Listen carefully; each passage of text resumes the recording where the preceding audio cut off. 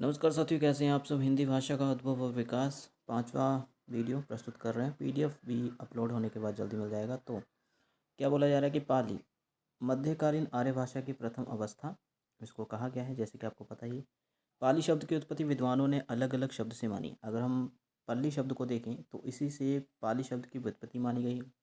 ठीक है, रचना मानी गई। पल्ली का अर्थ है ग्राम, तो इस प्रकार पल्ली से पाली बना और इसका अर्थ हुआ ग्रामीण भाषा।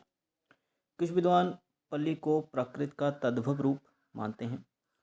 उनके अनुसार प्राकृत से पहले पाइल तथा अंत में पाली हो गया। ये इस तरह से ये वही परिस्थिति जैसे कि सिंधु से जाकर कहीं हिंदी शब्द बना। आगे पाली शब्द की उत्पत्ति पाटली, जिसको पाटलिपुत्र कहा था, मगध की राजधानी, जिसको आधुनिक समय में पटना कहा जाता है। तो पाली शब्द की उत्पत्ति पाटली यानी पाटलिपुत्र से भी मानी जाती है। इस संदर्भ में पाली का अर्थ हुआ मगध की भाषा। आगे कुछ और कथन है। पाली शब्द का एक संबंध पंक्ति से भी माना जाता है। बुद्ध वचनों में जो पंक्तियाँ प्रयुक्त की गई हैं, यानी बुद्ध वचन यानी बुद्ध के विचारों में जो पंक्तियाँ प्रयुक्त की गई हैं और उन्हें भी पाली कहा जाता है। तो ये इस अनुसार भी एक परिकल्पना की जाती है पाली शब्द के बारे में। कुछ विद्वान पाली को बौद्ध साहित्य को पालने वाली या रक्षा करने वाली भाषा मानते हैं। तो ये कुछ कथन थे, ज़्यादा इंपॉर्टेंट तो नहीं है लेकिन फिर भी पता होना चाहिए, पूछे जा सकते हैं। तो बौद्ध धर्म से संबंधित ये 3 महत्वपूर्ण ग्रंथ पाली में ही है। सुत्त पिटक, इसमें क्या है, इसमें बुद्ध के उपदेश हैं। ठीक है, बुद्ध के उपदेशों का संग्रह है जी। इसके अंतर्गत 5 निकाय आते हैं: खुद्दक निकाय, दिग्ग निकाय, मध्यम निकाय, संयुक्त निकाय, अगमतर निकाय।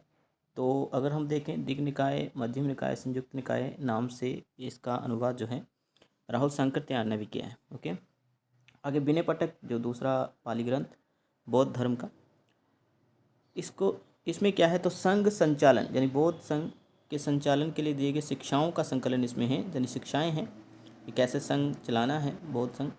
और विनय पिटक में जो बोले कि विनय पिटक एक प्रकार से क्या बोल सकते हैं, विनय को हम अनुशासन कह सकते हैं। तो पिटक का अर्थ अगर देखें, जैसे सूत पिटक था पीछे, पिटक यानी टोकरी।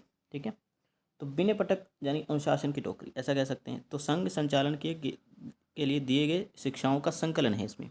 ओके, तो विनय पिटक में जो निम्नलिखित ग्रंथ है वो इस तरह से: महावग, चुलभग, पचितय, पराजिक या परिवार और परिवार। ठीक है, तो इनको याद करने की आवश्यकता नहीं फिलहाल, तो ये वाले जो हैं याद कर लेना। और अभिधम पिटक, तो इसमें क्या है, धर्मों का विशुद्ध विश्लेषण जो है देखने को मिलता है, अलग अलग धर्मों का। पाली शब्द की जो कुछ विशेषताएं आप देखें, ध्वनि संरचना, तो हिंदी की भी ध्वनि संरचना करनी है। अभी हमने पीछे जैसे वीडियो अपलोड किया उसमें लौकिक संस्कृत और वैदिक संस्कृत का भी थोड़ा सा बताया अंतर। तो अगर हम देखें, एक विद्वान है साथियों कच्चायन, ये कहते हैं इनके अनुसार पाली में 41 ध्वनियाँ हैं, जिनमें 8 स्वर हैं तथा 33 व्यंजन हैं। और एक मोगलान नाम से एक अन्य विद्वान होते हैं, वो पाली में ध्वनियों की संख्या 43 मानते हैं, जिसमें 10 स्वर हैं और 33 व्यंजन हैं, इसी के आसपास। तो मतलब जो पुख्ता जानकारी है वो नहीं मिलती है, कोई 41 कह रहा है तो कोई 43 संख्या बता रहा है कुल ध्वनियों की। तो वही ये रहे कुछ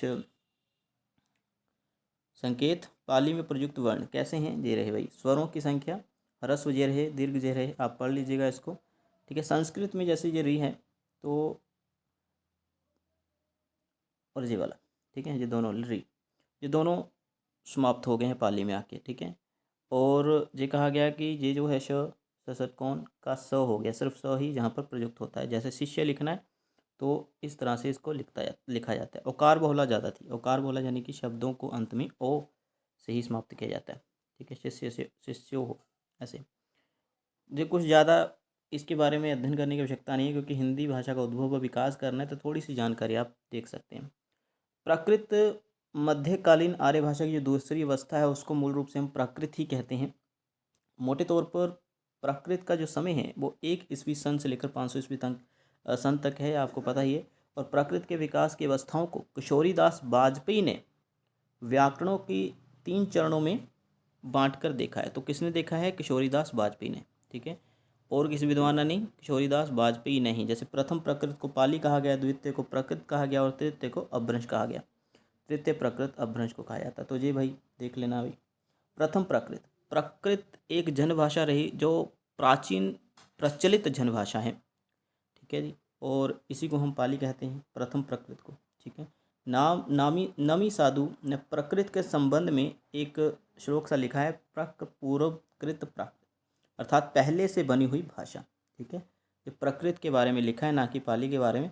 तो लेकिन प्रथम प्राकृत जो है ये पाली को कहा जाता है, ठीक है जी। आगे चलते हैं। द्वितीय प्राकृत, जिसको मूल रूप से प्राकृत ही कहा जाता है। कुछ विद्वान ऐसा मानते हैं कि संस्कृत भाषा का सरलीकरण जो है प्राकृत भाषा है। पाली तो चलो पिछला स्वरूप था, लेकिन जो द्वितीय प्राकृत है उसके लिए ये कहा जाता है कि संस्कृत थोड़ी टफ थी, तो उसका जो सरल था, यानी और ज़्यादा लोगों को समझने के लायक हुई, तो वो इसका सरलीकरण के बारे में कहते हैं कुछ विद्वान।